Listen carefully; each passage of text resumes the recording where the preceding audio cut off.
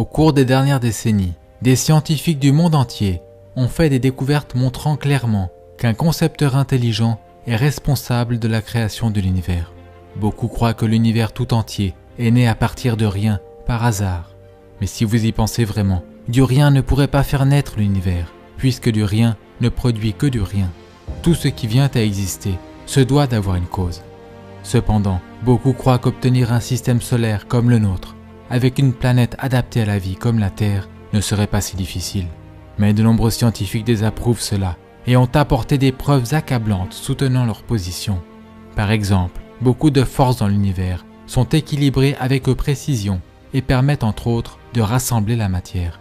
Sans ces forces, les galaxies, les planètes et les étoiles n'auraient jamais pu se former. Un phénomène d'expansion et de contraction significatif a été observé pour de nombreuses étoiles. Elles passent d'un état de grande brillance à un état obscur, et ce, même en l'espace d'une année. Mais fort heureusement pour nous, notre étoile, le Soleil, a une stabilité extraordinaire. Elle n'est pas sujette à une expansion et une contraction significative, comme c'est le cas de nombreuses autres étoiles. Si l'expansion et la contraction du Soleil étaient comparables à ces autres étoiles, ce serait catastrophique pour la vie sur Terre. Certaines étoiles explosent violemment en supernova. Les débris de ces explosions sont appelés restes de supernova. Selon de nombreux évolutionnistes, ces débris devraient rester visibles à l'aide de télescopes durant des millions d'années. D'après des recherches scientifiques, des galaxies similaires à la nôtre font l'expérience d'une supernova tous les 26 ans en moyenne.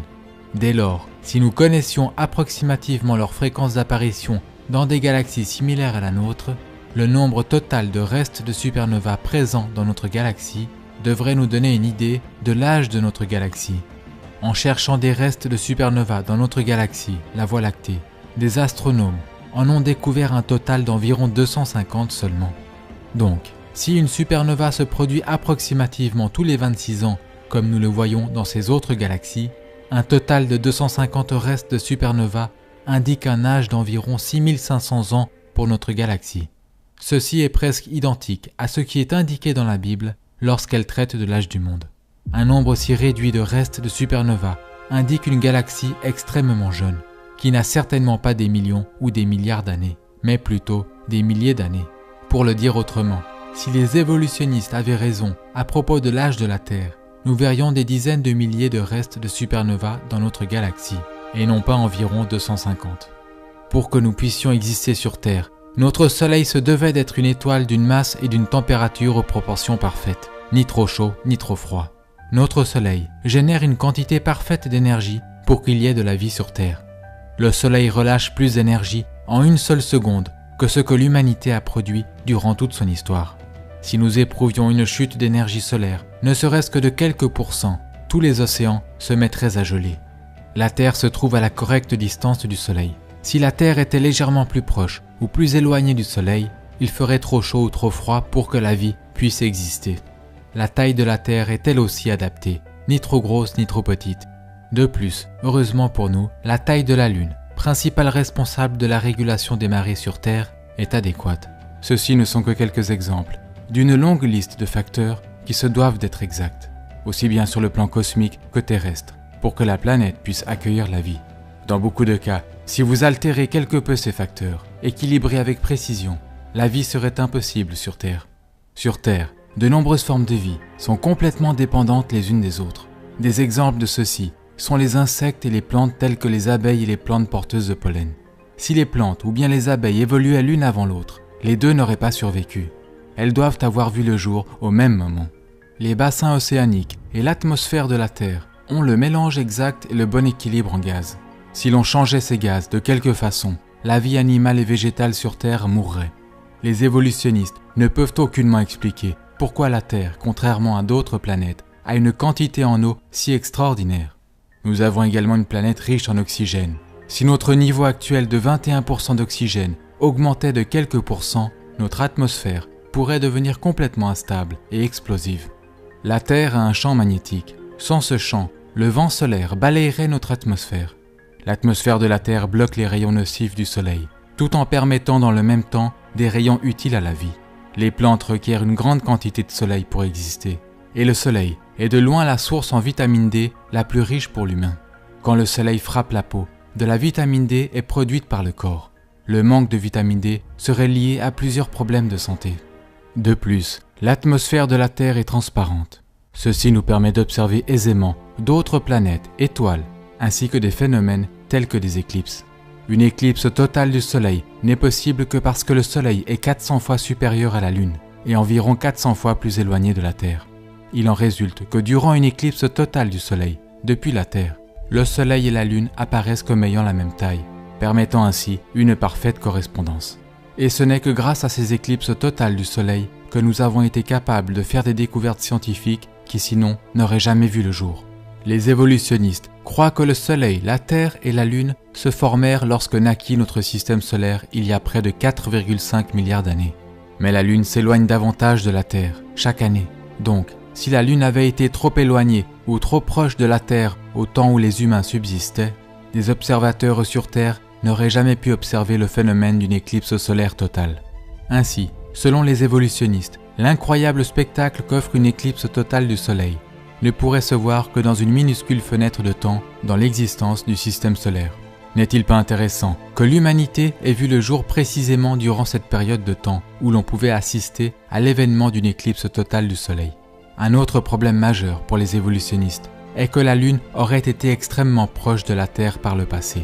En réalité, la Lune se serait rapprochée à tel point qu'elle aurait touché la Terre il y a bien moins de 4,5 milliards d'années en arrière. Les évolutionnistes affirment que notre système solaire émergea d'un nuage de poussière tourbillonnant. Dès lors, la composition de diverses planètes ainsi que leur température devrait être identique, mais ce n'est pas le cas. Ceux qui adhèrent à la théorie du Big Bang croient en réalité que toute matière dans l'univers fut concentrée à l'origine dans quelque chose de plus petit qu'une tête d'épingle, qu'elle explosa ensuite, s'étendit, et qu'en sortit le système ordonné de choses que nous voyons aujourd'hui. Néanmoins, il y a de gros problèmes avec la théorie du Big Bang. En premier lieu, si vous aviez concentré toute la masse de l'univers dans ce point de départ, plus petit qu'une tête d'épingle, la gravité aurait été si forte que rien n'aurait été en mesure de s'en échapper. Deuxièmement, les explosions ne produisent pas l'ordre, elles détruisent l'ordre. Il serait donc impossible qu'un nombre de choses ordonnées, presque infinies, émergent d'une explosion. Aussi, si un Big Bang explose toute chose, les planètes et les lunes tourneraient dans la même direction du fait de la loi que l'on appelle la conservation du moment angulaire. Mais nous avons des lunes et des planètes qui tournent aussi bien dans un sens que dans l'autre. Les comètes sont aussi estimées par les évolutionnistes comme ayant des milliards d'années. Il est fréquent que des comètes entrent en collision avec des planètes ou le Soleil. Elles sont appelées boules de neige sales, car une partie significative d'une comète est composée de glace. Lorsque des comètes voyagent dans l'espace et se rapprochent du Soleil, elles commencent à perdre de la masse tandis qu'elles sont brûlées par le Soleil. Elles ne pourraient ainsi durer peut-être que 10 000 ans avant de finir totalement brûlées. Fait intéressant, les tissus mous, les cellules sanguines et l'ADN ne peuvent également durer qu'environ 10 000 ans. Pourtant, ces éléments ont été récemment découverts dans des os de dinosaures. Cela montre que les dinosaures existaient des milliers d'années auparavant, et non pas 65 millions d'années, comme l'affirment les évolutionnistes. Un autre énorme problème pour les évolutionnistes est que la population humaine actuelle de la Terre est de 7,3 milliards d'individus. Combien de temps faudrait-il pour passer de 2 humains à 7,3 milliards d'humains? Ce ne serait en réalité pas si long. Dans l'histoire récente, la moyenne annuelle du taux de croissance a atteint son record en 1963, avec un taux de croissance de 2,19%. La population mondiale s'accroît actuellement d'environ 1,14% chaque année. Mais si nous commencions par 2 humains, combien de temps faudrait-il pour atteindre les 7,3 milliards d'humains actuels en recourant, disons, à 2% de moyenne annuelle de taux de croissance? La réponse est que cela n'aurait seulement pris environ que 1100 ans. Puisque la croyance des évolutionnistes est que nous sommes sur Terre depuis bien plus de 1100 ans, pourquoi n'avons-nous pas un nombre plus élevé d'individus sur Terre? Aussi, où sont tous les os ou les tombes en considérant que presque tous les peuples à travers l'histoire ont enterré leurs morts? Certains essayeront malgré tout de se convaincre que d'obtenir une planète remarquablement privilégiée et spéciale comme la Terre ne fut qu'un accident dans lequel tout se produisit parfaitement de la bonne façon.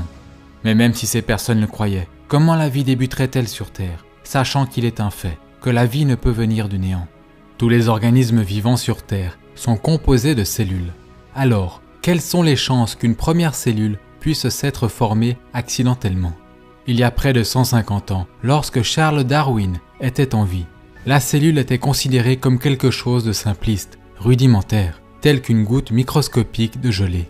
Cela dit, à la suite des découvertes récentes, nous savons à quel point ces cellules, extraordinairement petites, sont étonnamment complexes.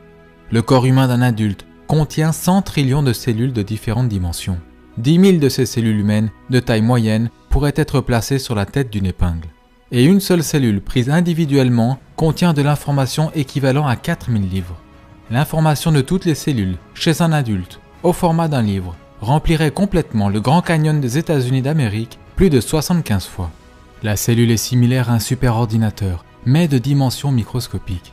On pourrait aussi considérer la cellule comme une remarquable ville miniaturisée, dotée d'un réseau élaboré de lignes d'assemblage, avec de nombreuses machines moléculaires protéiques, exécutant diverses tâches permettant à la cellule de fonctionner.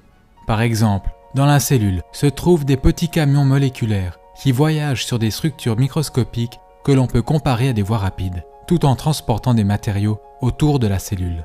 Un exemple de machine moléculaire dans la cellule est le moteur flagellaire qu'utilisent certaines bactéries pour nager. C'est un moteur rotatif moléculaire muni d'une queue de la forme d'un fouet et pouvant opérer jusqu'à 100 000 révolutions à la minute. Voici une image d'un moteur flagellaire agrandi plus de 50 000 fois. Il fait environ 1/40 millième de centimètre de long. 8 millions de ces moteurs minuscules pourraient être placés sur la coupe transversale d'un cheveu humain. Vous pouvez voir les détails de sa construction. Il est composé de 30 parties protéiques différentes. Il semble avoir été conçu par un ingénieur. Le moteur flagellaire est extrêmement similaire à un moteur électrique, faisant des rotations dans un sens et dans l'autre. Le moteur flagellaire conduit une bactérie à travers un environnement liquide extrêmement visqueux. La vitesse de nage la plus élevée que le moteur flagellaire imprime à une bactérie est estimée être identique à la vitesse d'un être humain nageant à 97 km/h. Si cela ne vous semble pas impressionnant, considérez que la vitesse de nage la plus élevée jamais rapportée chez un humain est d'environ 8 km/h. Ainsi, la bactérie peut, au moyen d'un moteur flagellaire, se déplacer près de 11 fois plus rapidement que le nageur humain le plus rapide à avoir été chronométré. Les 30 parties distinctives du moteur flagellaire sont toutes essentielles. Donc, si vous retirez l'une de ces parties, celui-ci ne fonctionnera plus du tout et la bactérie mourra. Le moteur flagellaire est similaire à un piège à souris. Pour qu'un piège à souris fonctionne, vous avez besoin de toutes les différentes parties. Et si vous retirez l'une des parties du piège, le piège ne fonctionnera plus du tout. Le procédé de construction du moteur flagellaire requiert que les 30 différentes parties interagissantes soient assemblées correctement et placées aux emplacements appropriés au bon moment. Le procédé de construction requiert également des instructions, des traductions et une évaluation au sein de la cellule, aussi bien au début qu'à la fin de la procédure. Si tout cela ne se produisait pas, ces machines remarquablement minuscules, où leurs différentes parties prises individuellement, ne seraient pas construites ou assemblées correctement. Mais comment ces nombreuses machines ou parties microscopiques seraient-elles où aller et quoi bâtir correctement dans un système évolutionnaire? Elles ne le seraient pas, ce serait impossible. Ces faits réfutent et éliminent l'évolution darwinienne, laquelle est par définition un procédé aveugle, non orienté, sans plan ni but. Les cellules sont composées majoritairement de protéines. Une cellule typique emploie des milliers de différentes sortes de protéines. Pour obtenir ne serait-ce que la cellule la plus simple, il faudrait au moins 600 molécules protéiques différentes. Les protéines sont constituées d'acides aminés. Une protéine fonctionnelle est généralement constituée d'une chaîne d'environ 50 à 1000 acides aminés. Certaines protéines requièrent une chaîne de milliers d'acides aminés correctement séquencés. Chaque fois qu'un nouvel acide aminé est joint à une chaîne, il doit former un lien chimique appelé liaison peptidique, afin de se lier aux autres acides aminés dans la chaîne. Les acides aminés gauchers et droitiers sont produits plus ou moins à la même fréquence, mais seuls les acides aminés gauchers peuvent être sélectionnés pour l'utilisation dans une chaîne pour fabriquer une protéine. Les évolutionnistes ne peuvent expliquer la raison pour laquelle les protéines n'utilisent que des acides aminés gauchers.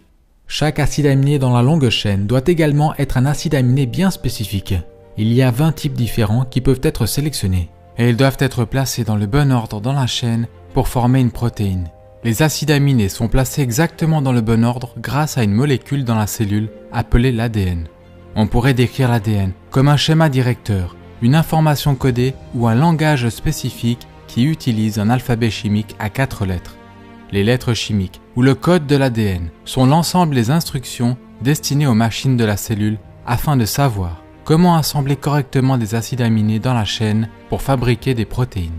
Si l'ADN n'est pas présent dès le début, les acides aminés ne seront pas sélectionnés correctement et placés dans le bon ordre.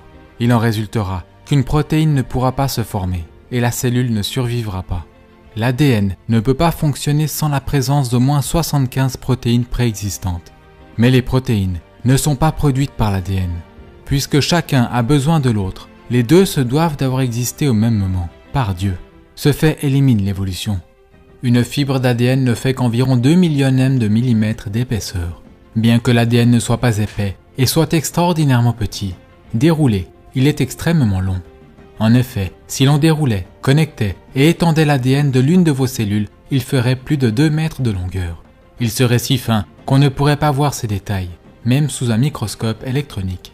Si tout l'ADN de votre corps était placé bout à bout, il s'étendrait d'ici à la Lune plus de 500 000 fois. Si vous preniez un ensemble d'ADN de chaque personne ayant jamais vécu et que vous le placiez sur une pile, il pèserait moins qu'une aspirine. Pourtant, la densité de stockage d'informations de l'ADN est plusieurs fois plus grande que la plus avancée des puces informatiques de silicium.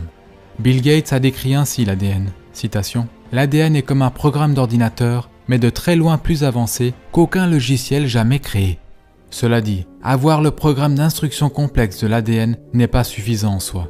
D'autres éléments dans la cellule doivent pouvoir comprendre et utiliser le programme d'information de l'ADN. En d'autres termes, le programme ADN hautement complexe ne vaut rien si vous n'avez pas aussi un système à l'intérieur de la cellule qui puisse comprendre le langage ADN. Pour mieux comprendre cela, imaginez que l'ADN soit un disque CD ou DVD complexe. Si vous n'avez pas en plus le lecteur ou le système qui peut le lire, comprendre et utiliser l'information sur le disque, alors le disque ne vaut rien. Par conséquent, d'autres éléments dans la cellule doivent comprendre et être capables d'utiliser le programme d'information ADN afin de bâtir correctement. Sinon, la cellule mourra. L'ADN est capable de fabriquer une copie identique à lui-même. Dieu a aussi programmé l'ADN afin que celui-ci détecte et corrige des erreurs. Il y a une machine protéique spéciale de relecture qui voyage constamment d'un bout à l'autre de la chaîne ADN à la recherche d'une quelconque erreur nécessitant une correction. Si un problème est détecté, des réparations sont immédiatement entamées. Tout ce procédé est remarquablement complexe. L'information contenue dans l'ADN prouve que la vie ne consiste pas seulement de matière et d'énergie. Elle contient aussi de l'information. L'information ne peut venir que d'une source intelligente qui l'y place. Une autre fonction de l'ADN est que c'est le programme qu'utilise Dieu pour construire ce à quoi vous ressemblez, votre couleur de cheveux, votre taille, etc. Comme il a été dit précédemment, le corps de chaque adulte humain contient près de 100 trillions de cellules. Mais à votre conception, vous n'étiez qu'une seule cellule. Ce qui est extraordinaire est que vous débutiez votre existence en n'étant pas plus gros qu'une tête d'épingle. Cependant, toute l'information complexe qui vous a physiquement défini, vous et tous les organes de votre corps, était là, contenue dans cette unique cellule. Dans le mois de votre conception, vos yeux, vos oreilles et vos poumons se développent. Des milliards de nouvelles cellules se forment et votre taille s'accroît de plus de 10 000 fois. Peu après les premiers mois, la vitesse à laquelle vous grandissiez ralentit de façon spectaculaire. Si elle n'avait pas ralenti et que votre allure de croissance était restée la même, vous auriez pesé plus de 1300 kg à la naissance. Après 2 mois, vous ne faites que 3 ou 4 cm de long, encore suffisamment petit pour rentrer dans une coquille de noix. Il n'y a pas d'explication évolutionnaire pour l'extraordinaire complexité impliquée dans la conception et la naissance, ou même une raison pour la reproduction en elle-même. Les évolutionnistes croient que les systèmes reproducteurs remarquablement complexes, radicalement différents, mais toutefois complémentaires, de toutes les sortes de vie, se sont développés par hasard, complètement et indépendamment au même moment. Rien qu'une légère incompatibilité dans l'un des 2 systèmes rendrait inutiles les 2 systèmes reproducteurs, et la vie disparaîtrait. Aussi, comment la reproduction aurait-elle pu se produire au commencement, s'il n'y avait eu qu'un mâle et pas de femelle?